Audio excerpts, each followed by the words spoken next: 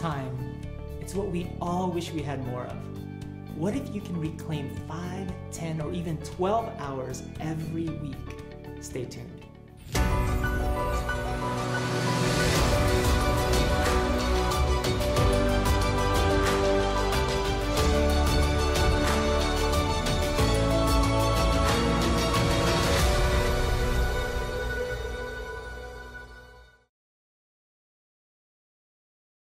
How do you typically feel at the end of the day? Do you feel satisfied that you got everything done and maybe even had some time to spare? Or do you feel pressed for time and disappointed that you weren't able to get everything done that you needed to? Don't you wish you could defy the laws of physics and slow down time so you can have more of it? Well, you don't have to, because today I brought in a very special guest to help you reclaim more of your time. Virginia Maddan helps stressed out, overwhelmed business owners get everything done in less time. She serves small business owners and executives in the top technology firms such as Apple and Google. After working with her, entrepreneurs find that their businesses are no longer hemorrhaging money or energy, and business owners are saving up to 12 hours each week. Welcome, Virginia, to the show. Thank you. I'm so excited to be here. Yeah, I'm excited for you to be here because everyone wants 12 hours back of their life. I mean, that sounds amazing what you do. Can you share a little bit more about what you do and how you help people with their time? Yeah. Well, that 12 hours, that actually came from a client. So I can tell you a little bit about how I helped her. And that I think that'll give people a good insight into how I work with my clients and what I help them do. Beautiful. So this woman came to me because she had been working 7 days a week, every week for over a year. And she was over it. She called and she's like, I can't do this anymore. I'm so burnt out and I need a change. And I really want to have my weekends back. And I want to actually have a life and do things that I enjoy doing, like going on bike rides and having brunch with my friends and doing all of those types of things. So she actually asked me to help her get rid of all of her distractions. She said that she was interrupted all day long. She was constantly distracted all day long. And she needed help with that. So when I met with her, there were some that we were able to help. I was able to help her around and get rid of those. But there were a lot of others that she just couldn't avoid. Just things coming up throughout her day, people dropping by our office. She has to pick up the phone when somebody calls. So we couldn't really avoid those. So what I did instead was we looked at other areas of her business and where we could streamline those systems so that she could then accommodate the distractions as opposed to just saying, I hate them all, get rid of them all. Interesting. Yeah. So I worked with her a little bit on her calendaring and how she managed her time.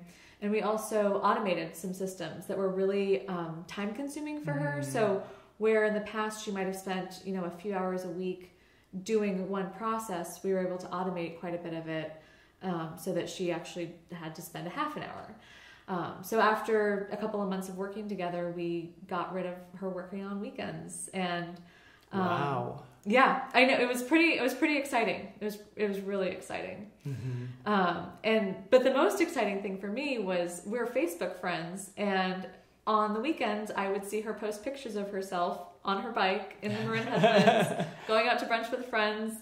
And so that was really exciting. I mean, the saving the time was awesome, but knowing that she got to then spend that time doing things that recharged her and got her really excited and stopped the burnout was really rewarding. I love that. I mean, wouldn't you want to reclaim your life back if you're working weekends or late nights and you're just never getting enough done in the day? So I love that. It's possible for you. It is. Yeah. I'm not hopeless then. No. I work weekends. Nobody's hopeless. Love that. So tell us, where does one begin when they have such this big challenge of time? I mean, where do you start? Start small. And start easy. So people, especially small business owners, I think tend to go big. It's like they go really, and the other thing is a lot of small business owners have this unique ability that is incredible, where they can see everything all at once. So when they're looking at a project, they see all the different parts of the project and everything that has to get done. They're not very linear, and so that can serve people really well when they're trying to envision what they want their business to look like, I love that. how they want to serve their clients. But it doesn't work as well sometimes when they're trying to make changes in becoming more effective and spending less time, because really my clients who make the most progress make small incremental changes over a longer period of time, rather than like going to a workshop or reading a book or taking an entire day to try to implement a lot of stuff. That usually doesn't work as well. So so start small and steady wins the race. I love that, because I've read the book, for example, and it's like, okay, I got to set up these systems and totally spend all this time reorganizing my office, and it just consumes so much of me. And in the end, after a month later, I wasn't following the system anymore. Right. So start small. And then that way it becomes more of a habit. Exactly. I like it. Yeah. And don't pressure yourself. You can't get this done overnight. Right. So don't try, because then if you do, it may not be fully in alignment with you. And exactly. I tell a lot of my clients, you've had decades and decades on this earth doing things this one way. We're not going to change it overnight. And granted, changing it in 2 months is pretty fast. Yes. But a lot of times people are like that instant gratification. Like this is, that's right. Especially when they hit that breaking point. If they are where they're just like on the verge of burnout, it's like, I have to do something right this second.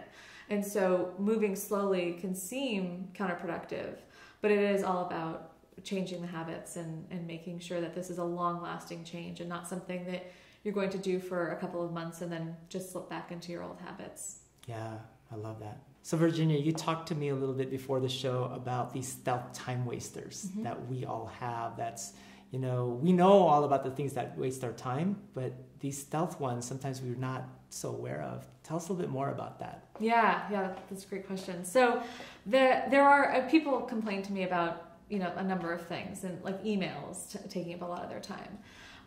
But what they don't realize is that the stealth time waster behind spending a lot of time on email is letting other people dictate how you spend your time. And so one of the steps in becoming more in control of your time is actually being more in control of your time and saying not getting on email and getting all of these different requests and demands upon you and your time and reacting to them, but really choosing to do things that are in alignment with your values and your goals and what you really want to accomplish, rather than just, mindlessly saying, okay, sure, I'll do that. Because a lot of business owners who are, we're in service to our clients and we want to help people. And so it's really easy for us to say yes to somebody else when they've asked us to do something, even if we're not totally in alignment with that request. It's just a natural thing to say, oh, sure, I can help you with that. And those little things can add up. So individually, sure, I can help you for 20 minutes to review something of yours. And sure, I can help you for half an hour to do that. And then pretty soon it's like, oh, I've just agreed to spend my entire day doing other people's agendas, following other people's agendas and not following my own. I've been there. So great point. And the way that I like to see it is that we have an intent for ourselves and for the day, so that we can powerfully serve and help our clients. But a lot of times we get all these little intents that come in. It's like, oh, this person needs something. Oh, I want to do that. And we lose sight of our intent. Our intent should always be this big global intent that we are always mindful of, and seeing how everything fits as they come in through the day. Exactly. Does it fit? Nope, it doesn't fit today. Let's do it another day. Or yes, it fits, but then that means I have less time for this. So what would I give up? So really being mindful about that. Yes, absolutely. Absolutely. So we know that we have this intent, but still a lot of times we still get caught up in this. Like, do you have any tips for us so that we can be more firmly focused on the day and be more mindful, instead of being distracted all the time by these emails or people calling us and wanting us to do what's on their agenda, not on ours? That's a really good question. So I think that what you said, you kind of said it quickly. It was almost a throwaway comment, but I think it's really, really important, is to make sure that the requests that are that you receive, they are actually filling your intentions. And And I think not just for the day, but for however you plan. So typically, let's say a common time frame is a year. People plan for a year. I find that planning in quarters is really effective because we tend to overestimate what we can accomplish in a year. So I find that if we're working in a quarter, then it's a lot easier to estimate what we can actually get done in that quarter. Yeah. And so if your intention is to write a book, so you're going to serve your clients that you currently have, you're going to write a book, you're going to do a couple of other things, and somebody has a request for you that's just totally out in left field. It doesn't fit any of your goals. It seems like a good idea. It's like, oh, you should start a Facebook business page or something like that. It's like, that's a good idea. I should do that. And people tend to add those things to their plates rather than saying, does this fit with my goal of writing a book? And does this fit with my other goals that I've created for this next period of time, 90 days, 1 year, whatever it is for you? Because there are always going to be more things than you can do. There are just limitless opportunities, and business owners tend to be very creative. The ideas that they get in an hour, they couldn't complete in the time that they own their business. Like it's just crazy how many ideas people get and how quickly. And so I think really, really reflecting on, what's important to me right now, what's important to me in the next X number of days, and then allowing yourself to work on those things that will help you accomplish what you really want to accomplish. And I'm not saying don't do those other things. I'm just saying just put that on hold. Because another thing that happens is the more distance we have between an idea and actually realizing that idea, we'll reassess it. And so maybe in 90 days, we'll think, yes, this is the time. I really want to do this now. Or we might think, what was I thinking? Exactly. This doesn't fit me at all. Like I was so excited about it, and now it's like, why would I ever do this? Why did I ever think this was a good idea? I've actually adopted that myself because I'm an idea guy, and so sometimes it'll take me on these tangents, and so I give myself, actually, depending on how big the idea is, it could be like a couple days, or it could be like a couple weeks, to see if I still have that energy for that idea, and if that still fits in. Because we get that high when it's like, oh my God, this idea is going to be amazing, right? And then it just becomes more emotionally charged than what you really have to do. Yes. And to take that another step further is I think that's why we're so challenged when other people ask us to do things. Because if I'm so excited about something and I'm like, Ron, you have to do this. This is going to be amazing. And then you start to absorb my energy around it. And you're like, oh my gosh, that's going to be amazing. And then all of a sudden you've bought on to what I've suggested without taking that step back to reflect on if that works for you. Then all of a sudden you could be sucked into my vortex of my idea and it might not even serve you. So really being aware of that too and taking that time. Love that. I think that being mindful of the emotion that's attached to the different things and can be different than what you actually really want to do. So what you really want to do, you may not be fully emotionally like, I got to do this. I love doing this. But something else comes in your schedule that may not be as important, but is so emotionally charged that it can just detract us from that. So I love that. So having that, what I call zoom out moments where we just like kind of zoom out of your life, take a breath, and just look at your life and all the different elements and see if it really fits. Yeah. Beautiful. So what's another way that we're stealthily wasting our time? Well, another one is, I'll give you this example in terms of projects, because we all have these projects we're working on. Whatever the projects are, they just take up days and weeks and sometimes months of our lives. And when we go into something, especially new, that we don't really know how long things are going to take, our tendency is to say, well, I'll just work on it, and when it's done, it's done. But there's something called Parkinsons Law that says that we will take the amount of time that we give ourselves to complete anything. So if we just give ourselves an open, expanse amount of time to complete something, we will take all the time in the world. If we give ourselves an hour to do something, we will take an hour.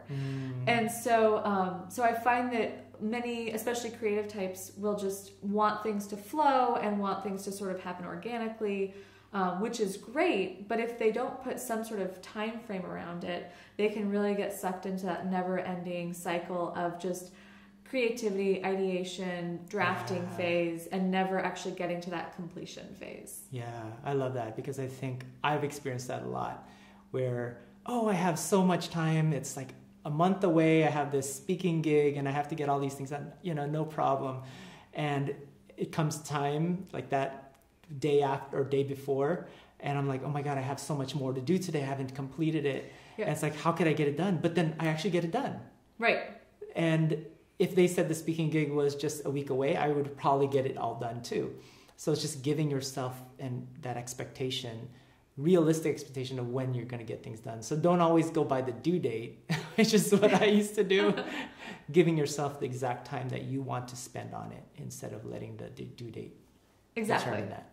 So a lot of times I feel like it's hard to have that discipline of containing things and giving them a certain time period when it's not real, right? When you say, okay, my speaking gig is a month away, but I want to get everything done in a week so that I can work on this next project. Like, how do you contain and have that discipline to contain your projects within the time period when it's not really due that day? Do you have any tips? That's a really good question. One thing that I think would work for a lot of people is accountability. Because we are so driven to help others, and because good or bad, we tend to respect other people's time more than we respect our own. If you can attach some accountability to what you're doing to somebody else, and that can really help people to accomplish things faster. So an example of that might be, asking a friend or a colleague to say, hey, I have something I'd really love to, if you had an hour to talk with me, I'd love to just run through my presentation with you. Let's set up a time to do that. And because you have that call scheduled with that friend or that colleague on Friday, and you know that they are blocking that time for you to help you, that can be a really big driver for other people. Ultimately, I work with my clients to respect themselves and their own time, but as far as a stepping stone to sort of get you on a path, that can be one. That's like a stealth time saver. Yeah. So if you don't quite have that discipline yet, that muscle yet, bring in a friend or somebody that you'd have to present to, or to help you get to your goal at that period, and then not have to be pressured the day before your speaking event. Yep. To get and it could be taking it a step further, it could be an accountability thing. If you are partnering with somebody who has a similar challenge that you do, because there's always that temptation to say, oh, never mind. Don't worry about our call today. We don't have to do it. I'm not quite ready. But if you know somebody who you could partner off and on with about that, then they could hold your feet to the fire a little bit, say, no, let's do that call. And then also you could return the favor for them. So how do you build that muscle though? Like you said, it's something that you eventually can have, that discipline. Like what's the next step? Say you do that, like, okay, great, I'm actually meeting these deadlines that I'm setting because someone's helping me. What's the next step so that you can start to be stronger in your ability to be disciplined? That's a good question. I think the biggest thing is to really know how you operate. So when I work with my clients and bring in strategies for them, I don't walk in and say, throw out everything you've ever done. Here, start using all my tools and my systems and strategies.